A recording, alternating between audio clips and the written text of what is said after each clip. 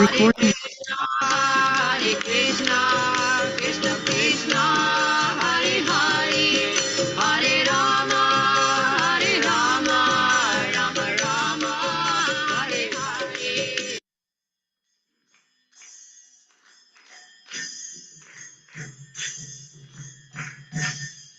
Jaya Radha Madhava Kunja Bihari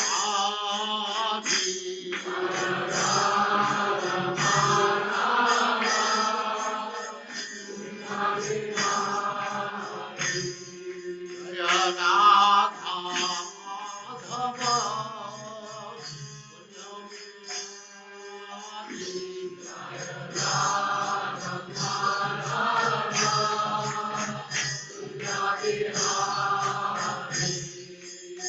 Gopi Jana Vallabha Girivaradhari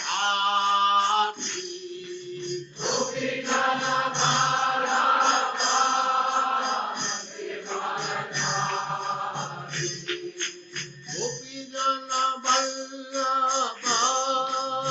Girivaradhari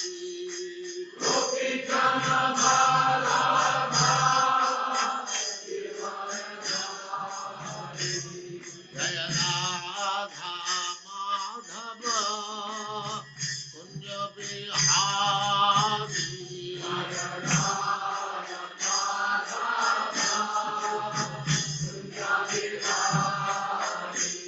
Jaya Radha Madhava Kunja Bihari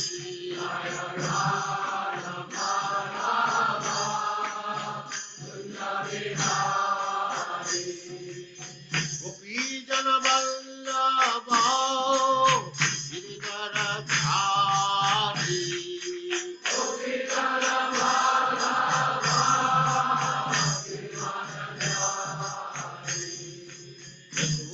Yashodanandana Braja Jana Ranjana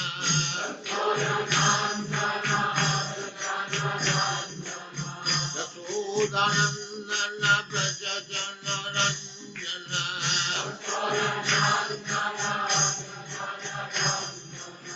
Jamuna Tira Vanachari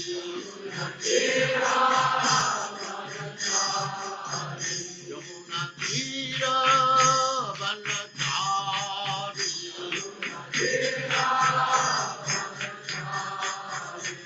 Jaya Radha Madhava Kunja Bihari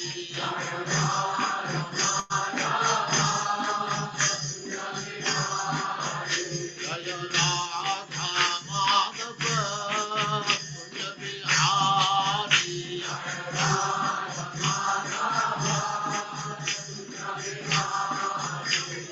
Gopijana Vallabha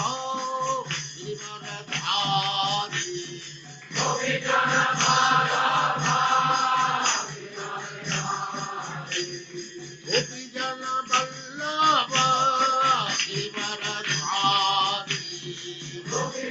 Vallabha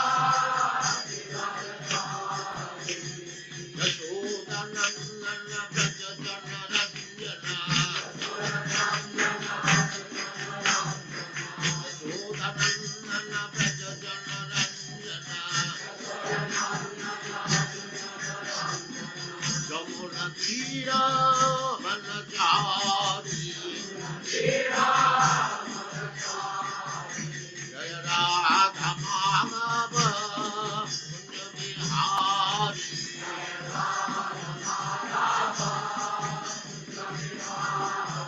Jaya Radha Madhava Kunja Bihari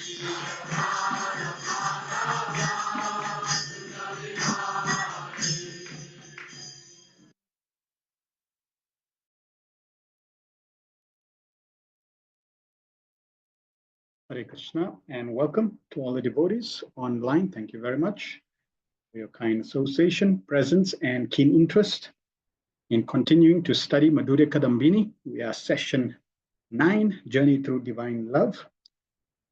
It's wonderful to see that Many of you are consistent in trying to study and understand this book. So let us continue with Mangal Charan prayers. Om Gyanatimirandasya Gyananjana Shalakaya Chakshurunmilitam Yena Tasmai Shri Guruve Namaha Shri Chaitanya Manobhistam Stapitam Yena Bhutale Swayam Rupa Kadamayam Dadati Swapadantikam Vandeyam Shri Guru Shri Taparakamalam Shri Gurun Vaishnavamscha Shri Rupam Sagrajatam Sahagana Raghunatham Vitam Tam Sajivam Sadvaitam Savadutam Parijana Sahitam Krishna Chaitanya Devam Shri Radha Krishna Padan Sahagana Lalita Shri Vishakhan Vitamscha He Krishna Karuna Sindhu Dinabandhu Jagatpate Gopesha Gopika Kanta Radha Kanta Namastute Tapta Kanchana Gourangi Radhe Vrindavaneshwari Vrishabhanu Sute Devi Pranamami Hari Pre Vanchakalpatarubhyascha Kripa Sindhu Vevacha Patitanam Pavanebhyo Vaishnavebhyo Namo Namo Vishnu Padaya Krishna Prestaya Bhutale Srimate Bhakti Vedanta Swami Niti Namine Namaste Saraswati Deve Gauravani Pracharine Nirvishesa Sunyavadi Pastatyadi Satavine Jai Shri Krishna Chaitanya Prabhu Nityananda Shri Advaita Gadadhar Shivasadi Gaura Bhakta Vrinda Hare Krishna Krishna Krishna Hare Hare Hare Rama Rama Rama Hare Hare Om Namo Bhagavate Vasudevaya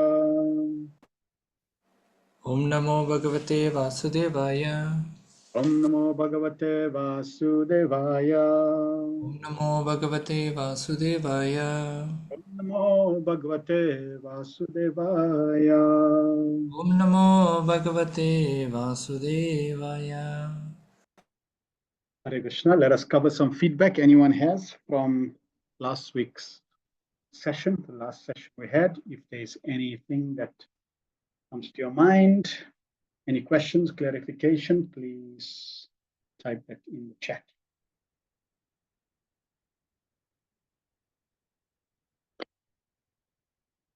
While getting the feedback, let us considering who will have an easier journey, A or B, towards Krishna. Who will have an easier journey? Will it be A or will it be B towards Krishna? Mukund says B. Any other takers?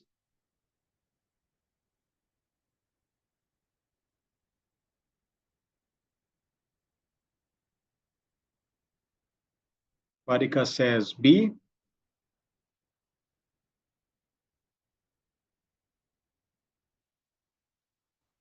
Sham Govinda says B. Raja says B. Hemavati says B. And Cookie says B. Now, what if I told you that even though A has got more anarthas, and sure enough, in the beginning, it's going to be more difficult. Madhyavali says both, and Shamananda says depends. Yes. And why does it depend? Because even though A has far more anarthas, if he applies himself sincerely, properly, nicely, attentively, effectively, efficiently, on the path of bhakti, on the path of devotional service, his anarthas will reduce quicker. And if B does not do anything, or he does the wrong things and create more fences, his journey will be slower or derailed completely. So it's not how you start the race, what you start the race. The key ingredient, the key aspect is how are you proceeding on this journey towards your relationship with Krishna? Are you attentive? Are you negligent? Are you casual? Because Prabhupada said, if you're casual, you become a casualty. So what is your attitude towards this process of bhakti? They say it's not your aptitude that determines your altitude, but your attitude. So this example shows you it's not what seems to be the initial starting point, but A's attitude may be far, far more productive and pleasing to Krishna than B's attitude. In fact, B may turn around and look at A and say, see, I'm better than you. you got this problem and that problem. I can see it right in your face. I know. And this way he increases his anarthas. So we need to be careful. Right. Hemavati Radhika says, Narottam Das Thakur sings, my greatest fear is that obstacles to my devotional practice will not go away. And A is praying like that. And B is thinking, these things are child's play. Just watch. I'm good. I'm powerful. I'm advanced. Root cause of aparat is disrespect. And we're going to cover that again. We need to keep this in mind. And this aspect of respecting, we'll speak on that. It's the basis of our advancement. Purity is the force. Anarthani Vriti prepared to be patient. It's going to be a while. Yes. Wonderful. Thank you. Let us proceed. So we're going to continue with Anarthani Vriti, clearing material impurities. In fact, Vishwanath Chakravarti Thakur covers many different topics in this section. We're not going to cover all those topics in this level 1 course. That we will do at a later stage in level 2, because it can become a little overwhelming in terms of the sections he covers, the verses he covers. So in order just to get an overview, get an understanding, at least get a good foundation for us to start, this, what we're going to cover should be sufficient. So we already covered the 6 different stages and aspects of unsteady devotional service. Most devotees go through these. We need to be attentive to these things because these aspects are obstacles also on the path. And if we fuel the obstacles, it just makes spiritual life more and more difficult. Therefore, Prabhupada said spiritual life is very simple for the simple, but very complicated for the complicated. So we should be very careful about false confidence, sporadic endeavor, indecision, struggling with the senses, inability to hold vows, and then enjoying the waves of bhakti. Then we also covered 4 types of misfortune and anarthas, obstacles on the path of bhakti. And these are addressed in different ways. There's philosophical misconceptions of the truth. We are thirsty for the temporary, offenses of different types, and then weakness of heart. Then we covered the 4 categories of anarthas. Anarthas coming from sinful activities.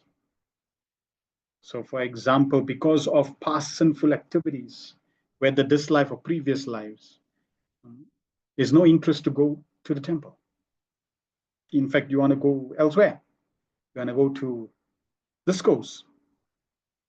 Temple, nah, not for me, because of past sinful activities. Then there's anarthas coming from past pious activities. That can also be, that means piety can also become an obstacle. That's why in Bhagavad Gita, Krishna tells Arjuna, rise above both pious and impious, the good and the bad. We need to rise above. because even the good can become obstacles. Example, those who are pious, like the Brahmanas, even in certain families, to honor or to have other people's remnants is a no-no. And due to piety, you acquire these different good behaviors, cultural behaviors. And if there is remnants of the spiritual master, and you take it to these pious individuals, they'll say, no, you're not meant to have remnants. So they basically created an obstacle that came from their piety in devotional service. Because scripture says to honor the remnants of the pure devotee is extremely beneficial for spiritual life. So like that, we see in the example of Yudhishthir Maharaj. Now we know that the pure devotees, the Pandavas, they are used as instruments in the service of the Lord to teach us lessons. They are not at fault in any way. They are simply being used as instruments. So Yudhishthir Maharaj is a classic example where he was so good, he never lied. Due to his birth, his Dharmaraj, so many background qualities are there. When Krishna asked him to lie, he said, no, I can't do that. See, this is anartas coming from pious deeds. So that can also become an obstacle. Because Krishna is the absolute truth. So when you follow Krishna, no matter what the circumstances, you're following the absolute truth. Then anartas coming from offenses. We are offending devotees in different ways. We will cover that today. That is also dangerous. Also namaparad, basically offending devotees. And then anartas coming from devotional service. Seva aparat, inattention in service, not offering obeisances, for example, when you come into the temple room. These are seva aparats. And a seva aparad can also become a namaparad. This is also an aspect that if I start committing offenses thinking I'll just chant Hare Krishna, that can also become a grave offense. Committing sinful activity on the strength of the holy name. Srila Vishnu Chakravarti Thakur, he mentioned seva aparad is generally where there is inattentional offenses. So different acharyas give different aspects in this regard. Like in Rupa Goswami's Madhurika Nectar Devotion, he lists all the different seva aparads also which are there. There are different types of aparads. There's Nam aparad, 11 of them. We should know them off by heart. There's Seva aparad. We don't need to know them off by heart. There's Vaishnava aparad, 6 categories we should know. There's the Dhamma aparads, and there's Jiva aparads, unlimited of them. So different aparads are there. Offenses against the holy name, offenses during worship and service towards the Guru, the deities, offenses against the Vaishnavas, offenses against the holy name, and offenses against other souls. It is important not to get overworked out about these offenses. That means we become so focused and absorbed in our offenses that we forget to focus on Krishna and devotional service that purifies the offenses. Scripture says, of all the rules, the most important two rules are always remember Krishna and never forget him. It doesn't say always remember your narrators and never forget them.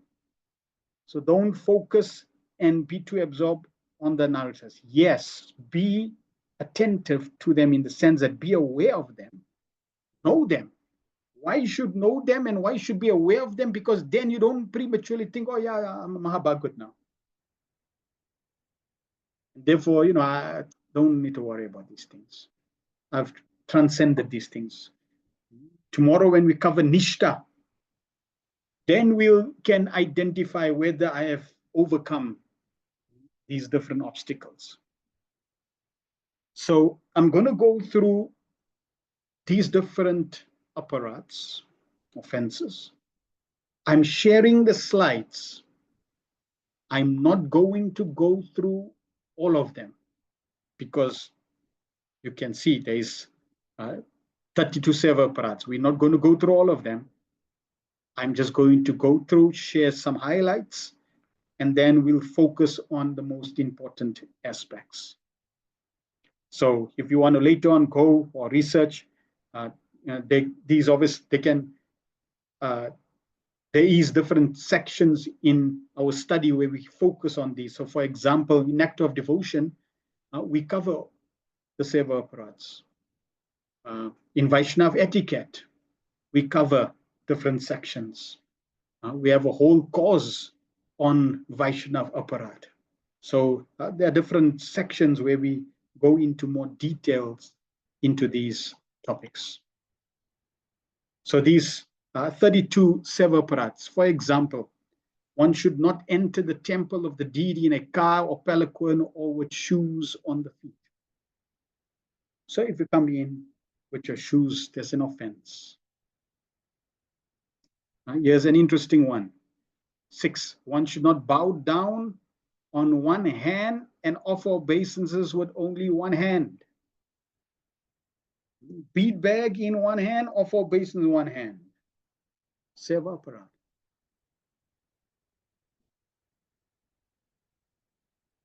One should not avoid bowing down before the deity, although being present directly before him.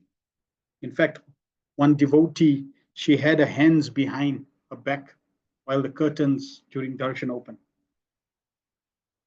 And Prabhupada said, not right.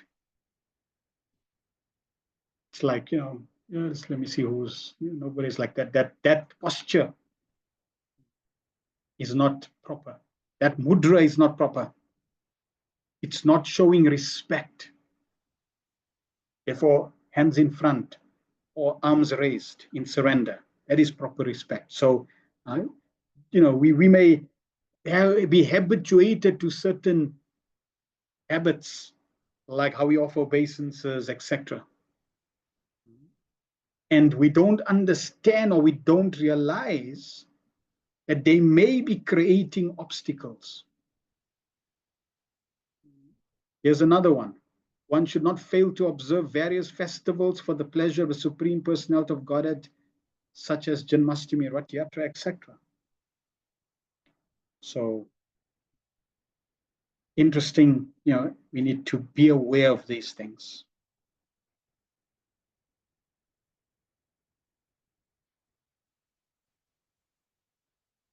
Shama Gorangi Devidasi says, Hare Krishna, when offering lamp with the right hand, what do we do with the left hand? Nothing. So during Damodarstikam, when you offer, in the month of Damodar, you offer, generally when you're offering, you have a bell in your ring. But, the way in terms of the festival is, yes, you can just keep your hand there, no problem. Or you can even like that with both hands, no problem. Right? But yes, in that sense, you're not doing anything with your left hand. It's not like you're keeping it in the back, you're just keeping it down. and then you're offering with the other hand, or you're holding, it's like that's another aspect, you're holding with both hands. So different ways there may be. So in that sense, the pujari has a little more strict guidelines in what he should do with both hands. But the public, in terms of offering, no problem. Then there's others. One should not talk very loud before the deity. One should not spread his legs before the deity. Okay, so there's different ones one can go through on one's own time and try to understand if there's questions, clarify. One should not eat anything which is not offered first to the deity of Krishna, or to Krishna first. One should not fail to offer fresh fruits and grains to Krishna according to season.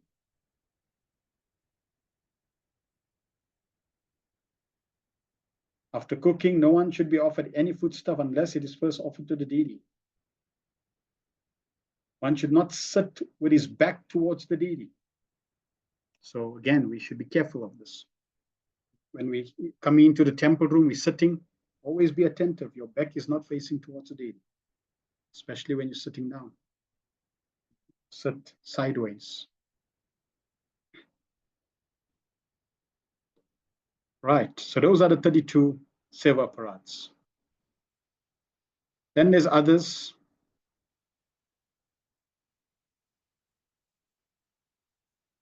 Which you can read through. Yeah, one should not enter the temple of deity without first making a sound. Therefore, we have a bell or knock. Krishna is a person. You don't just enter into someone's house without a sound. You ring the bell.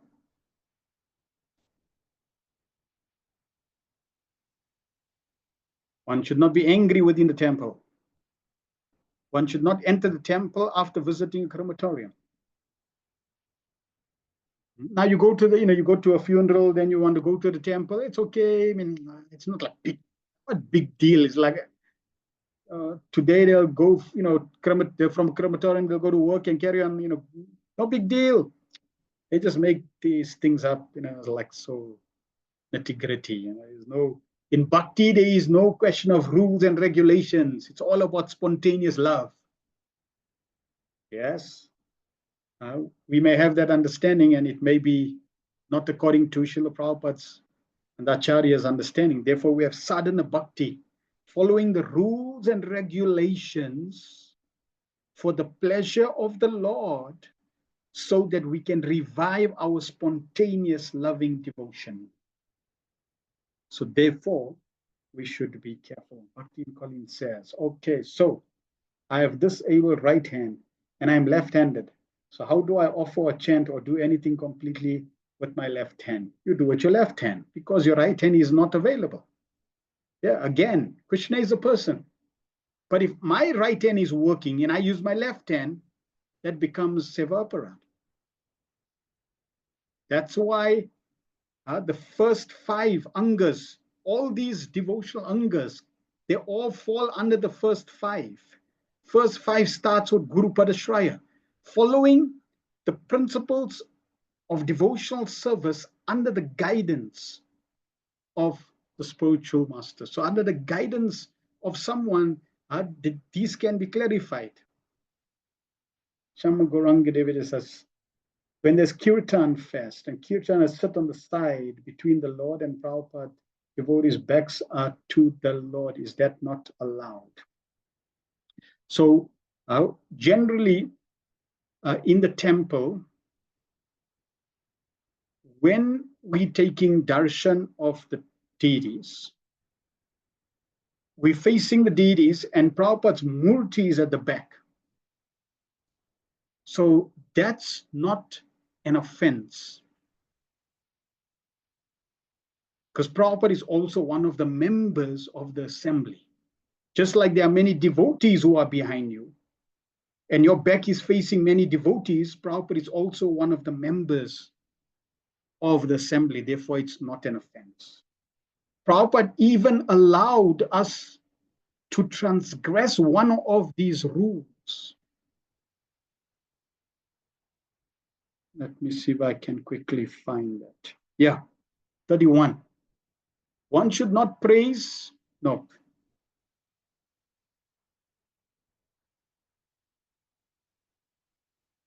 Right, one should not offer obeisances silently. No, okay, I need to find that maybe under, for example, one should not glorify anyone in front of the deities. And we find we in Guru Puja, we're glorifying Srila Prabhupada right in front of the deities. The curtains are open. So Prabhupada allowed that, knowing that that would be conducive for our bhakti. That is pleasing to Krishna. But when we offering or seeing Prabhupada, then it's good to at least be on the side or try to face your back at the angle, so it's not facing the deities. So as far as possible, try to avoid your back facing the deities in any situation. And remember, this is a warning. It's not for judging others, because you don't know where others are. Others may be very advanced and on a spontaneous level. They don't need to follow rules and regulations. We need to see, I'm not advanced, I need to follow.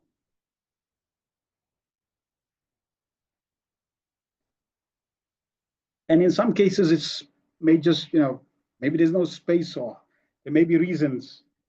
And Krishna know your heart. So therefore, the reciprocation will be accordingly. Mother Padyavali says, Hare Krishna. Prabhu, correct me. It is faith that brings us in contact with devotees, right? How sometime when going through purification, the faith gets weakened. So that faith can get weakened by bad association. That bad association can come in different ways. What we're hearing, what we're seeing, we're associating with. We associate with asat sangatya, a Vaishnavachar. Those who are materialistic, those who attach to the opposite gender. Then we may cultivate, by their association, our faith may dampen. So generally, it may weaken by bad association, and it may also weaken by offenses. So yes, we need to, if our faith is getting weak, then we need to analyze why. 13.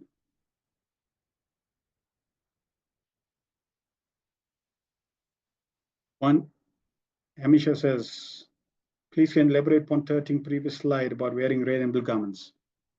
One should not enter the temple wearing garments of red or blue color, or which are unwashed. Unwashed, clearly, full red and full blue. These are colors that Srimati Radharani wears. So therefore, scripture has those injunctions. And again, do not get too, do not take these too literally in a sense. They are there for guidelines, and we may follow, for example, Srila Prabhupada may even have different minor changes and standards in some of these, how it's done. Okay, this is from scripture, and sometimes acharyas have a license to modify accordingly. So yes, but that's one of the reasons given. It's full red, full blue. These are colors that Srimati Radharani, like full red, generally she wears, so no competition. All right, so again, we're not going to go through all of them, but you can go through them. It can become interesting discussions. Then others, Seva Parads also there.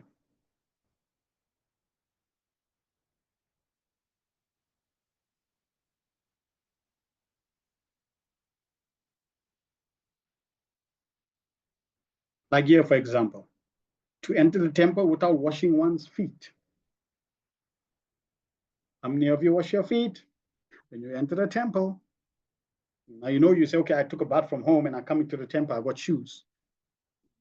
And that's true.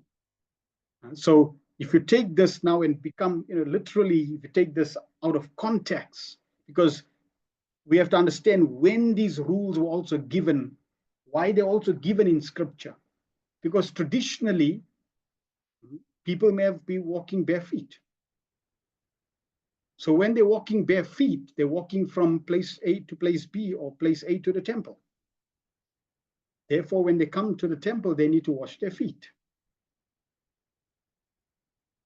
Some temples you find they still have this culture. You come in, you wash your feet, and then you walk in, no problem. Right? So different aspects of etiquette is there. Right. Then Namaparats. So Prabhupada, in his own writing, has given the list of offenses to bless him, the devotees of the Lord that have dedicated their lives to preaching. So different offenses are there that Prabhupada has given. We recite these offenses every morning. And Prabhupada is recommending, try to avoid all the above offenses. So I've listed them here with further elaboration. This is the Sanskrit. This is the English. To bless him, devotees who've dedicated lives in propagating the holy names of Lord. And then a little more in terms of the descriptions. To bless him, the saintly persons who are engaged in preaching the glories of the Hare Krishna mantra is a worse offense at the lotus feet of the holy name. One should not criticize a preacher of the glories of the Hare Krishna mantra. If one does so, he is an offender. Nam Prabhu, who is identical with Krishna, will never tolerate such blasphemous activities, even from one who passes as a great devotee. Public criticism of a sadhu causes the great aparad in relation to Nam. Why? Because it was the sadhu who caused Nam to become renowned in the world. How will Harinam tolerate an aparad towards that very sadhu? So like that, each of the offenses, to consider names of demigods like Lord Shiva or Brahma to be equal or independent of the names of Lord Vishnu, disobey the orders of spiritual master, to blessing the Vedic literatures or literatures in pursuance of the Vedic version, to consider the glories of chanting Hare Krishna, to give an interpretation, mundane interpretation on the holy name of the Lord, to commit sinful activities in the strength of the holy names of the Lord. This seventh offense is very, very dangerous, as we mentioned. Then to consider the chanting of Hare Krishna as one of the auspicious ritualistic activities which are offered in the Vedas as fruit of activities, karma kanda. To instruct the faithless about the glories of the holy name, and then to not have complete faith in the chant from the holy names, and to maintain no attachments, if the understanding so many instructions on its matter. We find very often, we're not making advancement because we're hearing so much on this matter and we're not taking it seriously. We're still attached. So that becomes an offense. And then the 11th offense, which we also shared previously, it is also an offense to be inattentive while chanting. Because if you're inattentive and doing all other things, Krishna's mercy is coming, but by the time you're getting it, the final result is few drops because of inattentive chanting. Every devotee claims a Vaishnava must carefully guard against these offenses in order to quickly achieve the desired success. Krishna Prema. So these 10 offenses, we should know them, we should understand and try to avoid them at all cost. Srila Bhaktivinoda Thakur says this 11th offense is the breeding ground for all the offenses. In Harinam Chintamani, when we do that course, then we cover all these different offenses in more detail. So what are the effects of Namaparad? Jiva Goswami in Bhakti Sandarbha describes 5 prominent effects of offensive chanting. Offensive chanting, again, disrespectful chanting. So what are the results? Koklia, crookedness. Offenders to Nam become crooked in their dealings with others, disrespectful towards Sri Hari, Sri Guru, and other devotees, and start acting in various deceitful ways. In Skanda Puran, Muniparasa says, crooked, deceitful people cannot attain Govinda Bhakti or chant and remember Bhagavan. Faithlessness. So here's Mother Bhadyavali, here's one reason. It's due to inattentive or offensive chanting. Offenses to Nam gradually become faithless, lose their conviction about the glories of Krishna Bhakti, and start harboring contrary, non-devotional ideas. And that is why every practitioner of Bhakti should do Japa Shraya course, so that we can build a proper foundation of chanting Hare Krishna. Because once you cultivate bad habits, it becomes very difficult. Distraction. Nama paradis become absorbed in material objects and pursuits, making money, attaining degrees, etc., that erode their faith in Krishna and Krishna Bhakti. Slackening of devotion as a result of Nama parads. One's Bhakti bhajan wanes and once again becomes absorbed in sense gratification, Maya. One thinks excessively about one's own bodily happiness and the stress and that of others. Pride. When one offends Sri Nam Prabhu, one starts feeling proud of his or her devotional service and activities. This in turn generates other offenses, disrespecting Vaishnavas. As they say, pride precedes a fall. So we should be very, very careful.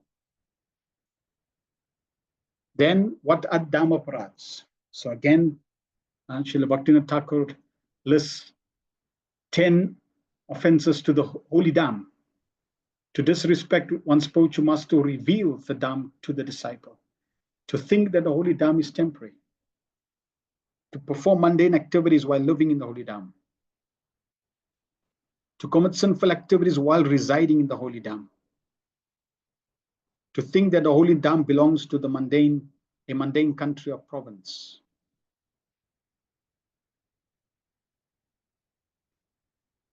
So those can go through and understand. Srila Prabhupada explains that the results of all devotional activities performed in the holy Dham are magnified 1,000 times. Therefore, one can make rapid advancement if one lives offenselessly in the holy Dham. But if one commits offenses, the results of those offenses are also magnified 1,000 times. Therefore, one is advised to carefully avoid committing any offenses in the holy Dham.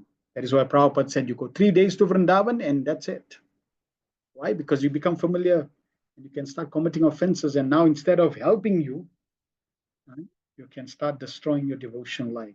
So when you have potency, you need to be very responsible how you manage and deal with that potency.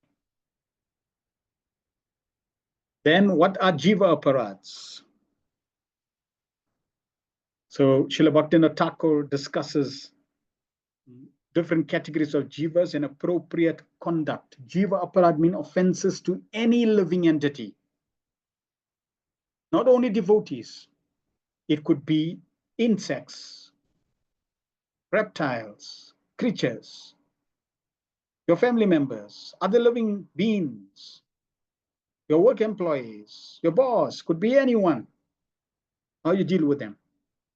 All jivas fit into one of 4 categories. Ordinary jivas, religious jivas, brahmanas and those jivas who resemble Vaishnavas, and then Vaishnav jivas. In the Srimad Bhagavatam, there is also the discussion of different categories of jivas. Even Lord Chaitanya Mahaprabhu discusses different categories of jivas.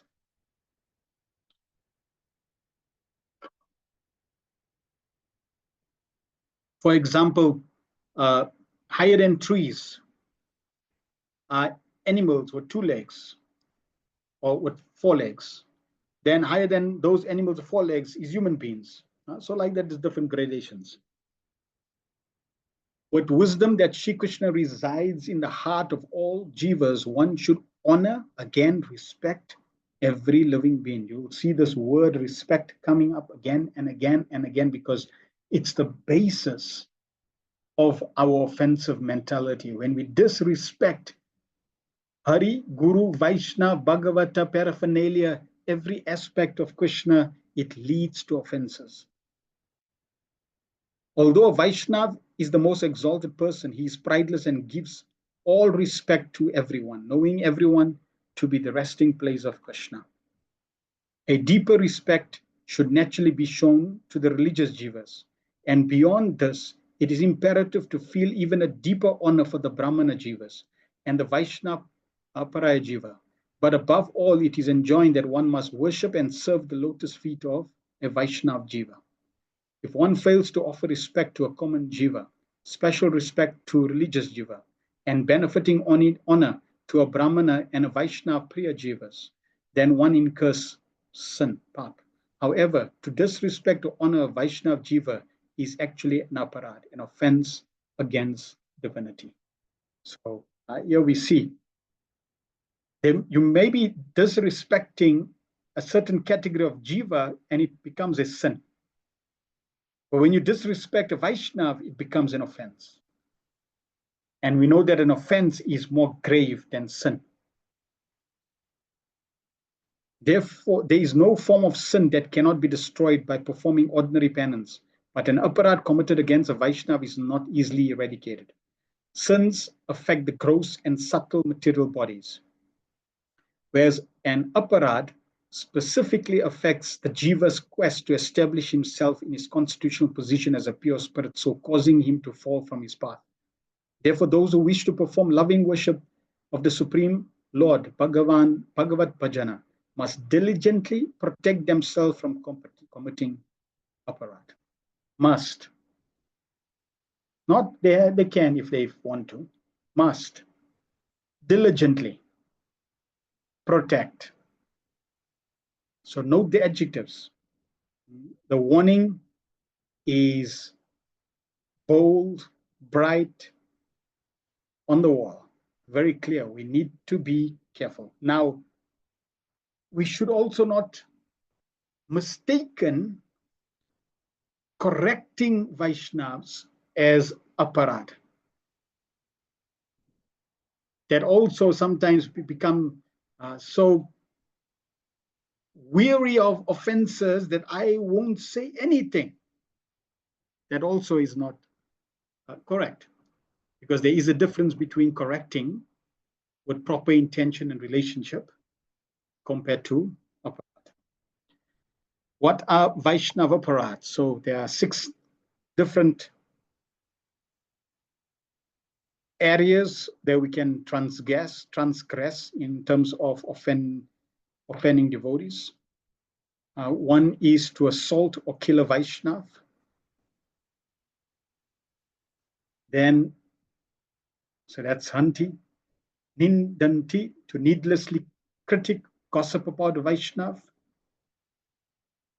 Vaidvesti, to envy a Vaishnava in the heart. I suppose to have that, why they got that glory, why they got that bead bag, why they, so envy. Vaishnav Nabhinandati, to not properly greet a Vaishnava. It's explained one who sees a Vaishnava and is not happy, it's an offense. Kudyante, to become angry upon a Vaishnava who is not one's disciple. And Hatino Harsham Darshane, to not exhibit happiness on seeing a Vaishnava. So these are the 6 different kinds of Vaishnava aparad that is described from Skanda Puran. What are the effects of Vaishnava aparad? Many pastimes a day in the Srimad Bhagavatam, in the different scriptures, highlighting the dangers of Vaishnava aparad. And we need to be careful through these different pastimes. Classic example is Durasa Muni offending Ma Jambresh. And Durasa Muni was chased by the Sudarshan Chakra. So it was clear that he did something wrong. In our case, we may offend a devotee and we don't know that we did something wrong. We may start to experience the effect of that in our chanting. We're losing taste, material desires are developing. My faith is breaking. I'm developing bad desires, thoughts, etc. So there may be signs. Durasa Muni had a clear sign. Sudarshan Chakra was chasing him. Then he went to Lord Brahma, Lord Shiva, ultimately Lord Vishnu. Lord Vishnu sent him back to Durasa Muni. Finally, he surrendered to Durasa Muni, and he was saved. A Vaishnav may be criticized on 4 counts. So we have to be very careful not to criticize a Vaishnav. So we should not be doing this, criticizing for his caste and birth, his previous sins or faults in this life, unpremeditated accidental act of sin, and then present traces of previous sinful activities. So we should be very careful not to find fault with a Vaishnav in these different categories, because a Vaishnav transcends all these different aspects, and finding fault with a Vaishnav, a devotee who's practicing on the path of devotional service, practicing Krishna consciousness, and you're pinpointing these faults, it is an offense. How to rectify Vaishnav aparad? So step 1, repentance. If by chance this occurs, offense occurs, the person should repent. Oh, I'm such a low-class person, I've committed an offense to a saintly person. Every morning we offer obeisances to all the Vaishnava devotees of the Lord, because for any unintentional offense that we may commit, we get eradicated. A person who has been burned by the fire seeks relief in fire. According to this logic, he should nullify an offense by lamenting.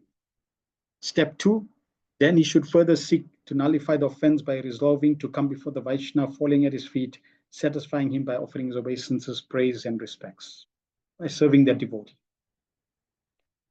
Sometimes the offense is so grievous that the Vaishnava's anger does not die.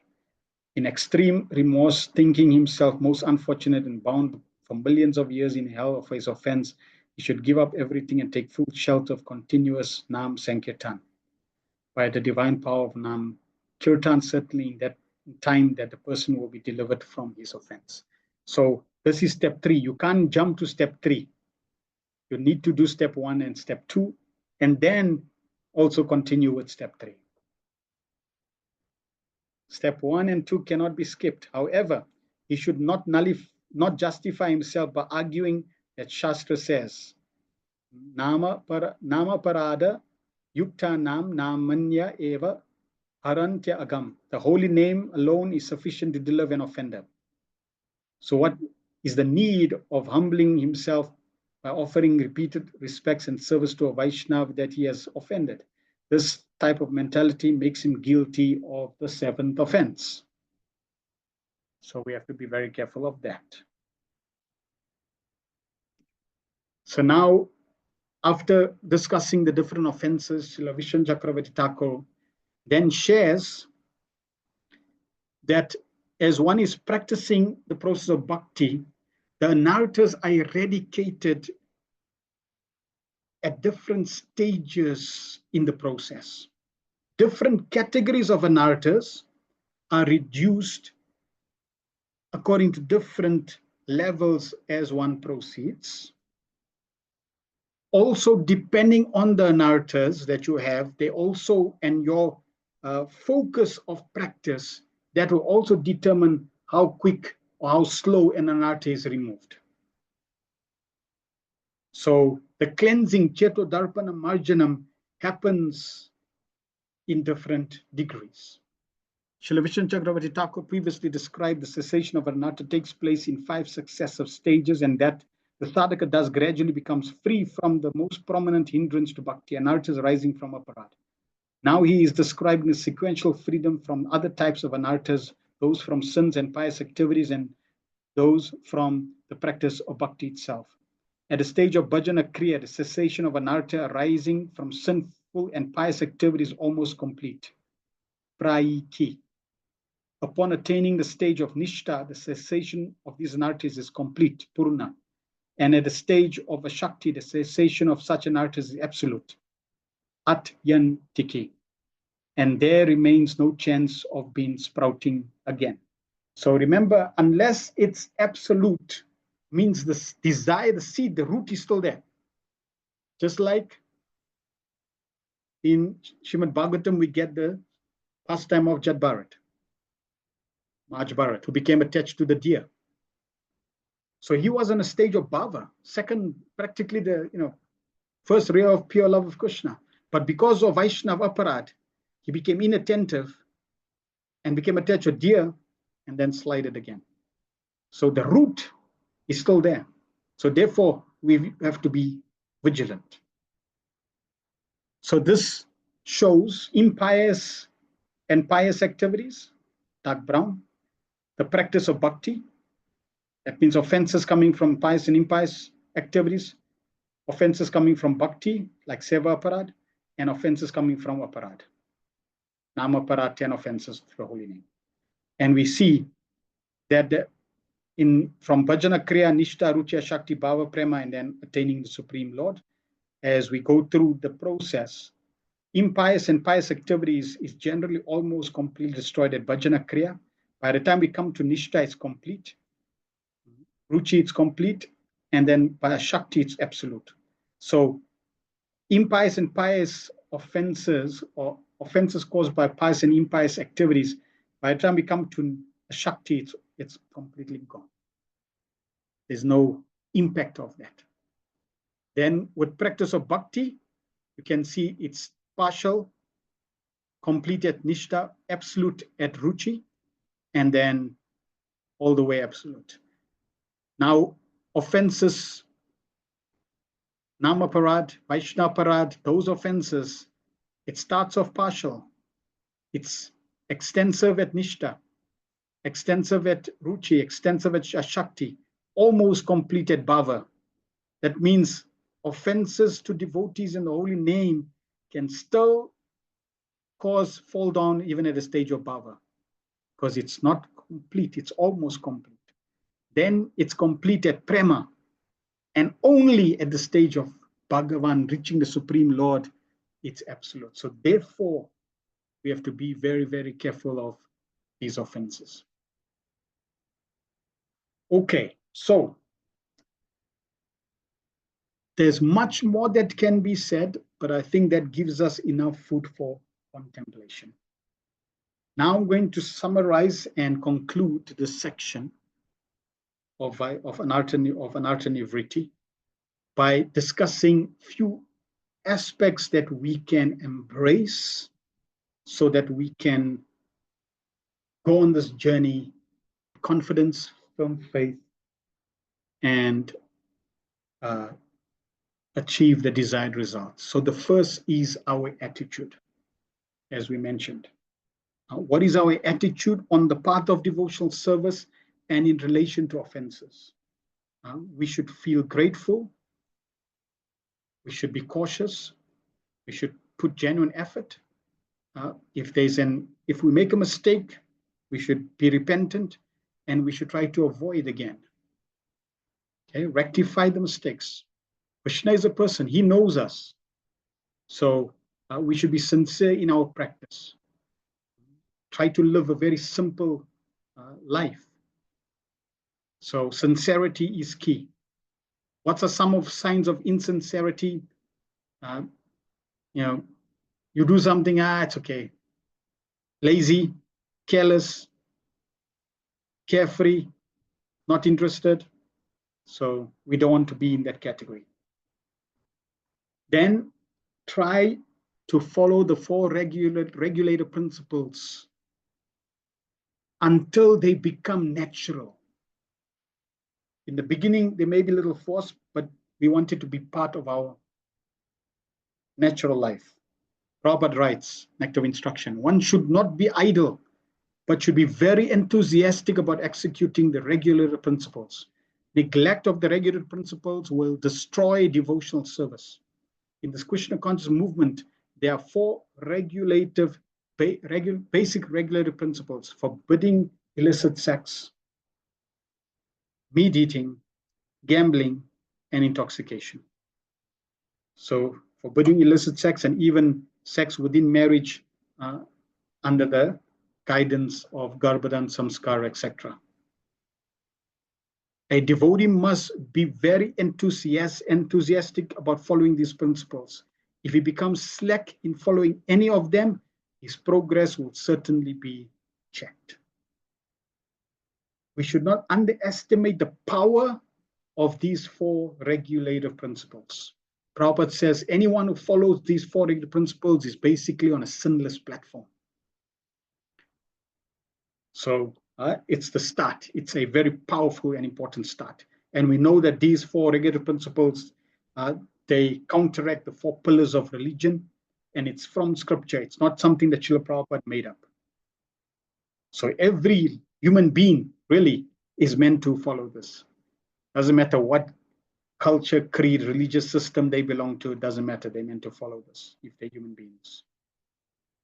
Then Prabhupada made it very clear, if we want to remove Tattva Vibhrama, ignorance, understand what we need to do, what we shouldn't do, then we must study Srila Prabhupada's books. All of my students should read our books very diligently, at least 1 or 2 hours daily, and try to understand the subject matter from varieties of angles. Whether you're staying in the temple or not, whether you initiated or not, if you are a follower of Srila Prabhupada, if you accept Srila Prabhupada as your teacher, as your guide, we need to follow and try to study Srila Prabhupada's books as much as possible. Very important. His books are basically the law books for the next 10,000 years. And we have the guidance in his books, what to do, and Prabhupada's guiding us very, very nicely and detailed in his books. And on top of that, when we read Srila Prabhupada's books, hear his lectures, audios, etc., we are directly associating with Srila Prabhupada. So we're getting the best association. Then, again, example of reading Prabhupada's books, example, Krishna book. Prabhupada said we should read Krishna book. In the academy, under lesson session 3, I had placed part 1, but I forgot to place part 2. I put part 2 there also, which is also discussing this Bhakti roadmap. And in there, I shared 70 obstacles or narrative destroyed by reading Krishna book. You can go there and review that video. So you'll see all the different narratives listed, what they are. For example, attachment to awe and reverence instead of Krishna's sweetness. When you read chapter 13, it destroys that narrative. Arrogance due to wealth and high birth. When you read chapter 10, it destroys that narrative. So in this way, different narratives are destroyed by reading different chapters. Each chapter has the potency, naturally, to purify our lives, but specifically also to destroy a specific narrative. Then respect. As we read last week, the acharyas describe that all offenses, this is the breeding ground. Disrespect. When we do not respect others, when we don't respect the process, when we do not respect living entities, Vaishnavas, the holy name, Supreme Lord, the deity, the paraphernalia, then offenses manifest. So Lord Chaitanya Mahaprabhu mentioned, Trinadapi Sunichena Taror Iva Sahishnana Amanina Madina Kiratanya Sadahari. One should think himself lower than the grass, who is more tall than a tree, who does not expect personal honor, yet is always prepared to give all respects to others, can very easily always chant the holy name of the Lord. So not expecting, but always giving respect. to all living entities. How we honor, how we deal, how we respect, how we interact, are we aggressive? So for example, even our family members, oh yeah, they just want my family, I can tell them anything, they're family members. But they may be practicing devotees. We should be very careful how we deal with them. So we have to be respectful. And if not, it's going to be a breeding ground for offenses. For example, Prabhupada said, if I give this example, if Krishna appears right now, when Krishna appears, you need to respect him. So there are certain things you would do when Krishna appears. Offer him a seat, offer prayers, offer him bhoga, offer arati, offer obeisances. But if Krishna just appears and you don't do anything, it's disrespectful. Same thing, when you get prasadam, you're meant to honor and respect prasad. How? By honoring. When you chant the holy name, you're meant to chant and respect the holy name with your ears.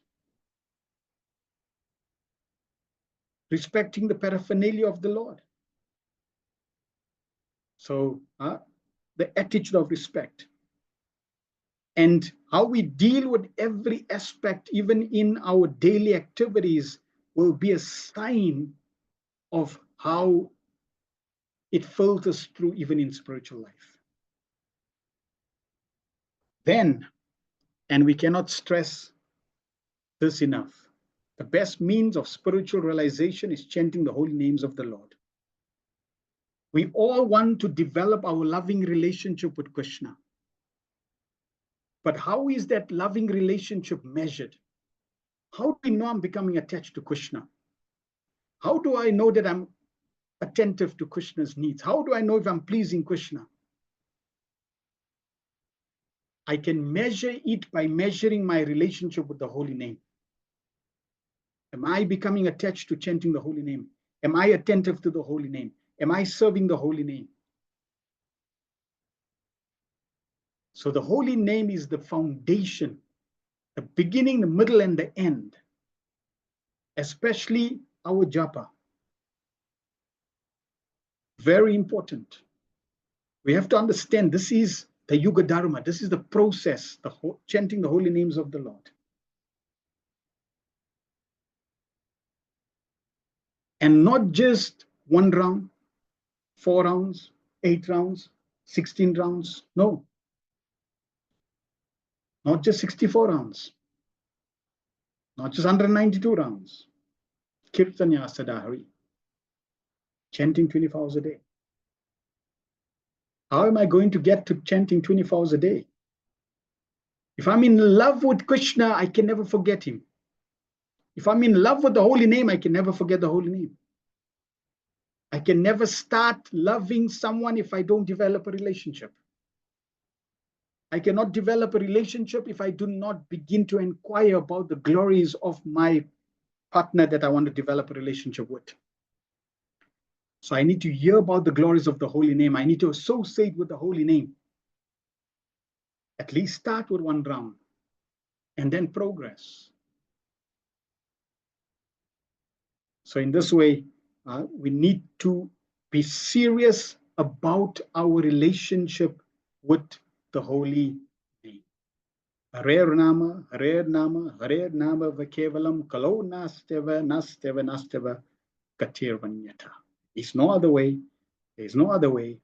There is no other way. And there may be other ways, other practices where we have to recharge, association, japa, kirtan, reading, service, honoring prasad. Be always charging your devotional batteries. Be fully charged so that we can offer our services in the mission of Srila Prabhupada. And always remember to pray to Krishna. He's your best friend. Reveal your heart to him. Pray to him about your obstacles. Tell him to remove your obstacles. Be aware and tell him you are aware.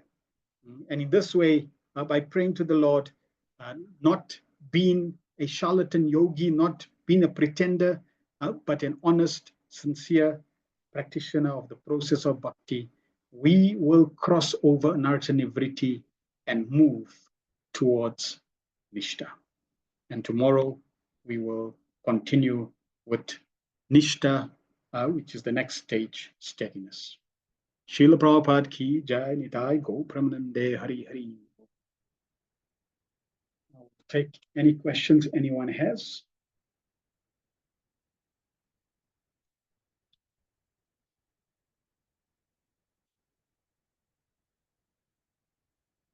Bafana Prabhu says, right. Someone ordinarily said on something, respect is the key to open opportunities in all areas of one's life. I'm relating this to your discourse on Jiva Aparad. Yes. Respect is key and definitely in spiritual life. And we can see how Prabhupada was very cordial, very respectful, even to others who held a different philosophy. Prabhupada was respectful. Bafana says, someone, right, may I pick up on the part of Prabhupada's quote you closing on? What's the implication of varieties of angles? Yes. So Prabhupada, if you look at in Bhagavad Gita, Krishna is giving the process of bhakti from different angles. In the first 6 chapters, he gave it from the perspective of yoga ladder. In the middle 6 chapters, he's giving it from the perspective of bhakti yoga. Then he's giving it from the perspective of the modes of material nature. Then he's giving it from the perspective of jnana yoga. Then he's giving it from the perspective of renunciation. Then he's giving from the perspective of bhakti yoga is very simple to please Krishna. So different perspective, the same subject. Varieties of angles. Prabhupada said we should speculate about a philosophical point from all angles as long as it's in line with the Siddhanta. Okay, different angles, trying to understand. Here we're getting knowledge from a different angle of the practice of Krishna. What's that angle? A journey. And what's on the journey? So it's a different angle. You can discuss bhakti yoga, the process of Krishna consciousness, from prasadam, from sankirtan, from association, from Krishna sweetness. So many angles. One topic. It's just only Krishna consciousness, but so many angles you can discuss. So varieties of angles. Why? So that it sinks in. All the doubts get clarified. You become convinced. Because unless the doubts are not clarified, you will not be committed. What's stopping us from surrendering? It's our doubts. Why the doubts there? Because we're not clarifying them. And if you don't clarify, they're not going to get cleared. They're going to hold you on, hold you, stop you from surrendering.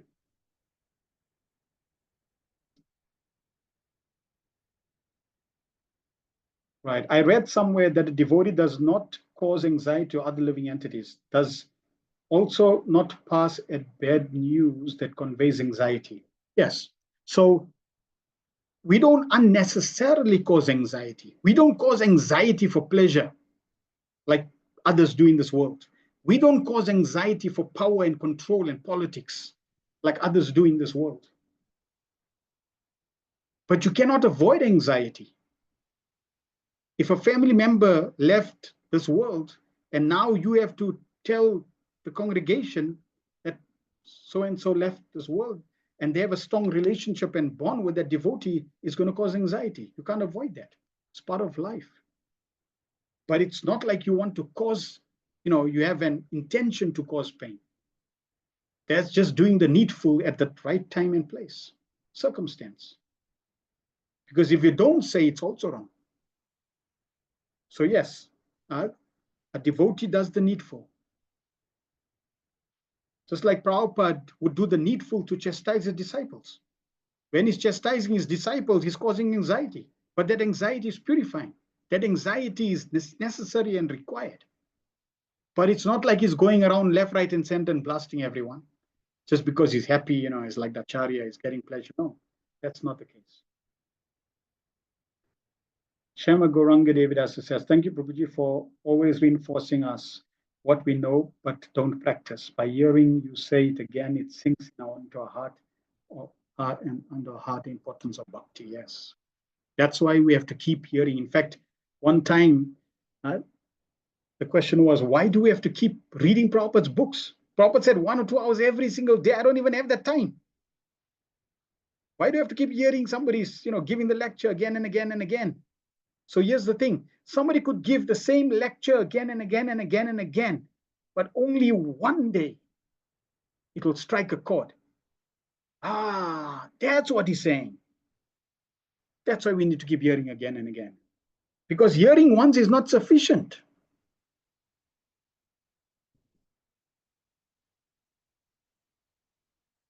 Hearing once is not sufficient. We need to constantly hear and hear until the chord strikes in the heart. The light bulb goes on. So yes, I'm simply sharing to remind myself and to convince myself of these aspects. Vana Prabhu, the word is Suntu, Ubuntu, yes, honestness, okay. Ubuntu I know. Isuntu I never heard, first time hearing. Humanness, yes, good. Meena says, Hare Krishna Prabhu, what if you have infestations of insects? What do you do in this case? Move house.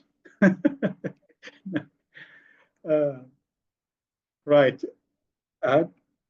Yeah, you come, you know, you will have to take the karma. What to do? Clean up and keep it clean. What to do? Life is like that. Don't be in this material world. It's a complicated world. Chant Hare Krishna, have kirtan. Sometimes we have to do the needful. Do the needful. And that's why, you know, moving to a new place, sometimes it's infected. We moved into temples, Hillbrow Temple, a 6-story building, was an old age home. We had to clean up. And we cleaned, and then we had to keep it clean. It's part of life, what to do.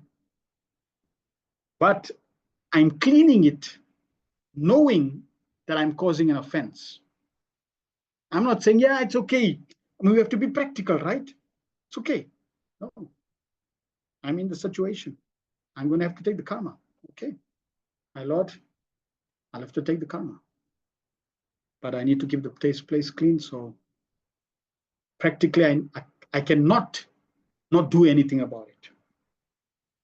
But I can't get scot-free for the reaction. So I'm happy to take the reaction, suffer the consequence, and continue practicing Krishna consciousness.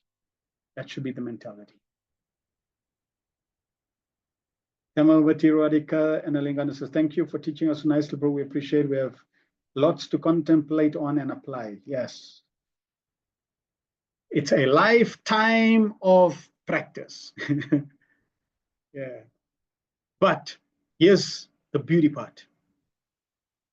The practice, the seriousness, the obstacles, the journey. At the same time, Krishna is a person. And the goal that we're going to get, pure love of Krishna, our relationship with Krishna, that there is no price that can match that. So we should be willing to go through any circumstance and situation that has a time span which is limited to get something that is eternal, of the greatest value. The most precious, valuable gift in creation is pure love for Krishna. So for that, let us pay whatever price we have to pay. Mukund Prabhu says, Prabhu, say for example, Pujari at a temple is more rigid in performing services. But what about us at home? Our a bit more relaxed or must the standard be the same? No. So at the temple, we have installed deities, 6 arti, 6 offerings. At home, if when you come to a certain stage in your bhakti and now you want to have installed deities, 6 arti, 6 offering, no problem. It's going to benefit you. I know one, we were going in Lanesia in Sangitam, door to door, in Extension 1, Albatross Street. And we knocked on the door. And the devotee, so old devotee lady, she opened the door, Hare Krishna. We were surprised. Oh, Hare Krishna, please come in. We came in. We started chatting. We realized she had installed deities in the house. 6 offerings, 6 artis, garlands, everything. Wow, far out. Bonitai deities. Yeah. So there are some souls like that. They can do that. So at home, we have a practical standard according to our specific situation. Therefore, under the guidance of Shiksha and Diksha gurus, we have a standard. Okay, it's not the same standard as a temple. We learn the standard from the temple, we apply a certain standard at home, and we maintain that. Raja says, thank you, Hare Krishna. Shyamananda Prabhu says, Hare Krishna. Thank you very much, Prabhu, for the hard work and the time to pull all this together so we can benefit and all those to come can utilize to move forward in their devotional life. Srila Prabhu, please. Thank you very much. Yes, it's important and necessary. And as we proceed through the academy, one cause at a time, those that come in the future can also benefit. In fact, there is no excuse. Prabhupada's books are there, so there is no excuse to study, to learn, to progress. Prabhupada has given us everything. Mukund says, also hearing about these offenses may cause a person to be scared to do anything and just be reserved as not to commit any offenses. And that falls into the category of to maintain material attachments even after understanding so many instructions on this matter. So you're between the devil and the deep blue sea. Oh, no, this is like, hey, this is a dangerous territory. I better not do anything. Hare Krishna. Hey, just don't get involved. Yep. That's fine. No problem. Do you want the material world? Or do you want the spiritual world? You have a choice. Do nothing and stay in the material world and be happy with World War III and everything that comes in between. Choice is yours. You decide. Or go through the austerity, be attentive, be cautious, focus on what you can manage and change. There are 2 circles. The inside circle is a circle of influence. Then the bigger circle is a circle of concern. I may be concerned of so many things, but I can't do anything about it. Let me focus on those things that I can manage and do. And yes, the only reason why the acharyas are giving us this information is because this is a scientific path. It is not haphazard. It is not hearsay. And for any great goal, there has to be a great price. You think great successful people are just going through it very easily and getting the goal? No, you ask anyone that has a business. You running a business. It's very simple, right? It's child's play. Okay. Try starting a business and you'll see how child's play it is. Now someone will say, hey, don't get into business. It's better to have an 8-to-5 job. Business is like, hey, non-stop hours, man. I don't want to get into it. Well, then you have to be happy with just over being broke job. Just over broke, having your salary. Not going to get a higher salary if you don't want a business. But if you want a higher salary that you decide and you want a business, guess what? You're going to have to pay the price. So yes, someone may make that decision. Well, if that's your decision, consequences are going to be there. And the consequence is not worth it, because you're going to get birth, death, disease, and old age, and all the bonus packages in between.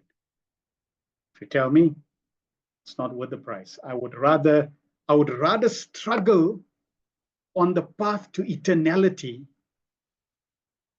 than not struggle, but experience the pain of being in a miserable temporary world again and again and again.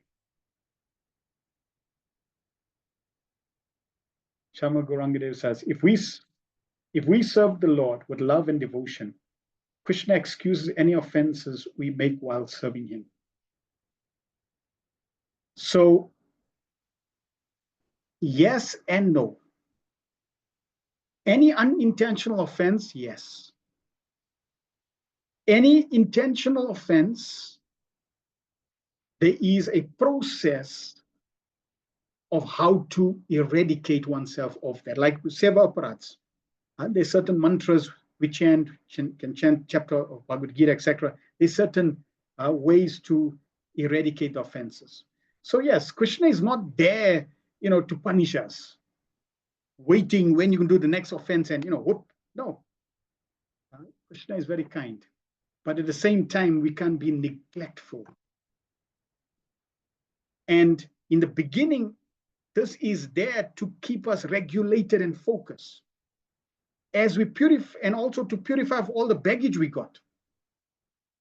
There's tons of baggage. Now we need to purify our baggage. That's why there's rules and regulations that guide us to apply the process so that we can cleanse ourselves. Once the cleansing is there, and once we advance, and once the spontaneity is there, then there's no question of rules and regulations. But until that time, we keep following the rules and regulations stipulated by Srila Prabhupada. Radha Kirti Rani Devidas says, Hare Krishna Prabhu. Sincere thanks and gratitude for all the enlivening and well presented classes. Thank you very much. Hare Krishna. Meena says, if you cause an offense unknowingly, does it cause an obstacle? Yes. And therefore, unknowingly, you don't know what you did. Therefore, in the morning when you offer obeisances, when we get up in the morning, the first thing we do is offer obeisances to the spiritual master, Srila Prabhupada. Then, after we bathe and everything, we offer obeisances, do our morning prayers. As part of the morning prayers, offer obeisance to all the Vaishnavas in the world. Vanchakalpatarubhyascha kripa sindhuvevacha patitanam pavanebhyo Vaishnavebhyo namo namaha. We're offering our obeisances to all the Vaishnavas in the creation from time immemorial. Anyone that I've committed an offense to unintentionally, I beg forgiveness, and in that way it eradicates unintentional, unknowing committed. So that is the process. Krishna has a plan. You don't get penalized. Krishna is not there again, as I said. He's not like he's there for whooping us. No. We've put ourselves in this situation. Krishna's got a plan to take us out. Shama Gaurangi Devi says, in the morning, Prabhu, we are offering obeisances before taking bath or after. So generally the etiquette is, as soon as you wake up, the devotees have, sometimes they sleep on the floor, they have a mat or they have a small mattress. I have a high-rise bed. So the etiquette is, for example, if I'm on the floor, and the mattress maybe a few centimeters, before I put my feet on the floor, as soon as I get up, I offer obeisances to the spiritual master and Srila Prabhupada. That is the etiquette. We have a whole course called the Vaishnava etiquette, which we will also do. So as soon as, before I get up, that means before my feet touch the ground, now I got a higher bed. So as soon as I get up, right on the bed, I do my obeisances. I'm offering obeisance. I'm recognizing my life is surrendered to Guru and Krishna. thinking about Srila Prabhupada, thinking about the spiritual master, I start my day. Then I go on to my, ablutions, bathing, etc. And now I'm cleansed, and now I start my morning devotional rituals, process, chanting, etc. Hope that clarifies. Amisha, one should not enter the temple of the deity without first making a sound. So usually we sound the gong or the bell. Can this be done when the curtains are closed, or is it an offense to do this? Yeah, so it doesn't matter whether the curtains are closed or open, we can ring the bell, because even the curtains are closed, the Lord is still there. So he knows. So he can knock the door, you can ring the bell, that's fine. Certain things, for example, when you go to Durban Temple, Shri Shivara Varnat, then you can go around deities, circumambulate the deities. Now, so the scripture says we should do that. But scripture, Prabhupada also said, no, when the deities are closed, we shouldn't do that. We should only do it when the deities are open, because they like to also reciprocate, they also like to see. So that's also etiquette. Now, when new people come, and they're going around, even the curtains are closed, let them do that. They're getting benefit, because they don't know. They're getting Agyata Sukriti, they're getting benefits, spiritual credits.